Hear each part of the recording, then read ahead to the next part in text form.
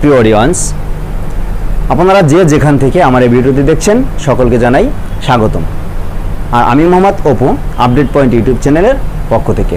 তো ভিউয়ার্স, আপনারা দেখতে পাচ্ছেন বিভিন্ন ধরনের ফোল্ডার সারিবদ্ধভাবে সাজানো রয়েছে। তো ভিউয়ার্স, আজকের ভিডিওটি হচ্ছে এই ফোল্ডার সম্পর্কে।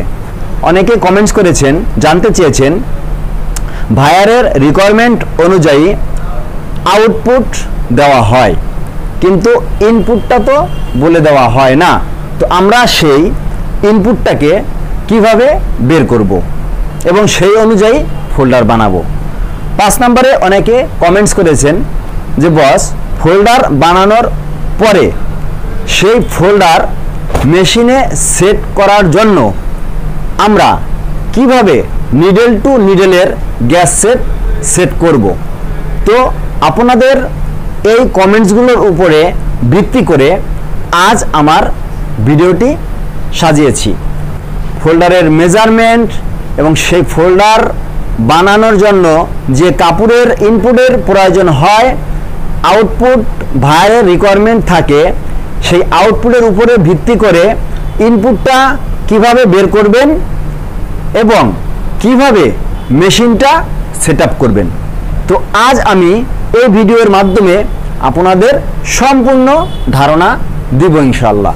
তো আপনারা অবশ্যই ভিডিওটি না টেনে সম্পূর্ণ ভিডিওটি দেখবেন।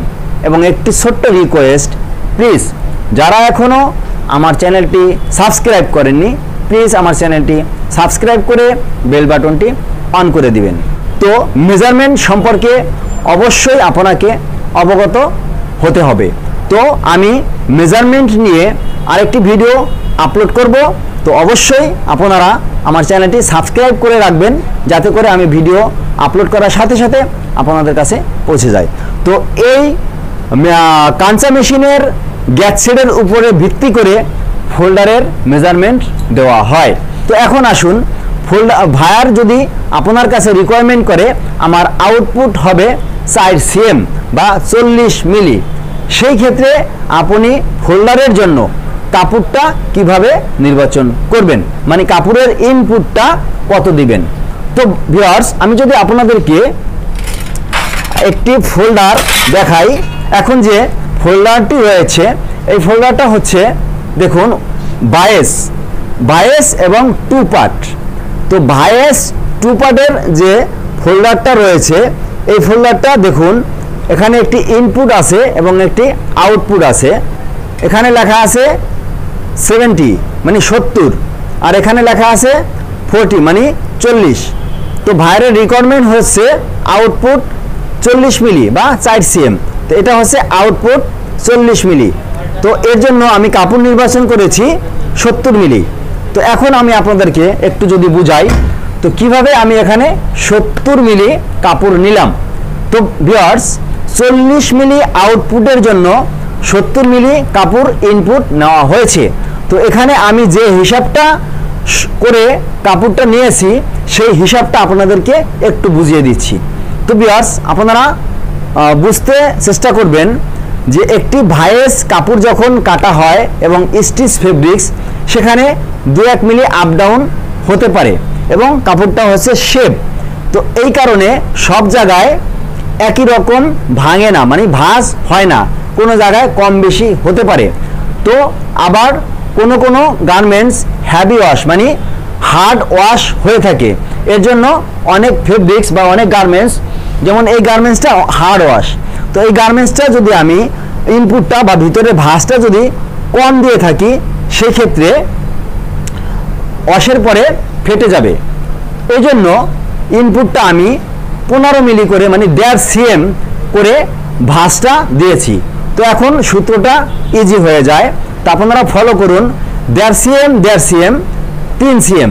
তো 3 cm এ ইনপুটটা হয় 30 মিলি, আর প্লাস হচ্ছে ভাইয়ার রিকোয়ারমেন্ট ছিল 4 cm, তার মানে 40 মিলি। এখন 30 মিলি প্লাস 40 মিলি কত হলো? 70 মিলি। খুবই ইজি এবং সহজ হিসাব। তো আপনারা ইনপুটটা হিসাব করে 70 মিলি দিয়ে দিবেন।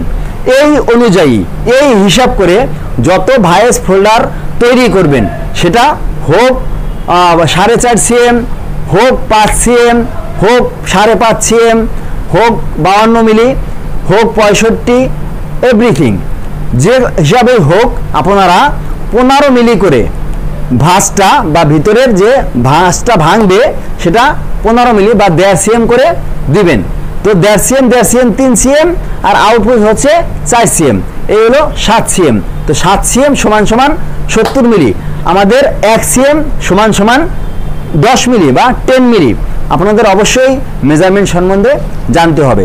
তো আমি আপনাদেরকে বুঝাতে পেরেছি ইনপুটটা কিভাবে নির্বাচন করবেন। এটা আমি আপনাদেরকে বললাম 2 পার্ট ফোল্ডারের ক্ষেত্রে। এখন আসেন, অনেক গার্মেন্টস আছে সিঙ্গেল পার্ট ফোল্ডার হয়ে থাকে। তো সিঙ্গেল পার্ট ওয়েস্ট বেল্ট ফোল্ডারের ক্ষেত্রে আবার এর মেজারমেন্টটা অন্যরকম হয়ে থাকে। তো আপনাদেরকে এই ফোল্ডারের মেজারমেন্টটা আমি আপনাদেরকে জানাচ্ছি। তো ভিউয়ার্স, আমার হাতে এখন যে ফোল্ডারটি রয়েছে, তো দেখুন আমি দুটি ফোল্ডার এখানে নিচ্ছি আপনাদের ভালোভাবে বোঝানোর জন্য। তো ভিউয়ার্স, এখানে যে প্রথম ফোল্ডারটি আপনাদের সামনে দেখাচ্ছি, তো এটার দেখুন এটা হচ্ছে আউটপুট। আউটপুট হচ্ছে এখানে লেখা আছে দেখুন 40 মানে 40 মিলি বা 4 সিএম। তো এখানে আমি ইনপুট দিয়েছি কত দেখুন 106 বা 105। তো 105 এবং 6 একই ব্যাপার। তো আপনাদেরকে যদি এখন আমি বুঝাই এখানে কিভাবে আমি 106 বা 105 নিলাম। তো এটার আউটপুট হচ্ছে 4 সিএম মানে 40 মিলি। তো এটাকে যদি আমি ডাবল করি, যেহেতু সিঙ্গেল পার্ট, এটাকে ডাবল করলে হবে 40 40 80। তো আমি ভিতরের কাপড়টাকে ভাঁজ করবে 1/2 ইঞ্চি করে। তো 1/2 ইঞ্চি সমান 1 ইঞ্চি। তো সহজ হিসাব 1 ইঞ্চিতে সাধারণত আমরা 25 মিলিতে হয়ে থাকে। তো এখানে হচ্ছে 25 মিলি আর ওখানে হচ্ছে 40 40 80। তো 80 প্লাস 25 সমান সমান 105, সহজ হিসাব। তো আপনারা এইভাবে করে সিঙ্গেল পার্ট ফোল্ডারের ক্ষেত্রে 1/2 ইঞ্চি করে ভিতরের ভাঁজটাকে নেবেন। তাহলে 1/2 ইঞ্চি 1 ইঞ্চি। তো 1 ইঞ্চি সমান সমান 25 মিলি আর 40 প্লাস 40 মানে সিঙ্গেল পার্ট যখন ভাঙবে তখন ডাবল হয়ে যায়। তো 40 40 80, 80 প্লাস 25 সমান সমান 105। তো এই হচ্ছে হিসাব। তো ভিউয়ার্স, আপনারা এইভাবে করে ফোল্ডারের মেজারমেন্ট বের করবেন। কমেন্ট অনুযায়ী বোঝানোর চেষ্টা করেছে হবে একটি শেপ ফোল্ডার কাপড়ের ইনপুট এবং কিভাবে একটি সোজা বানি সিঙ্গেল ফোল্ডারের কাপড়ের ইনপুটটা করতে পারবেন বা মেজারমেন্টটা করতে পারবেন, এটা বোঝানোর চেষ্টা করেছি।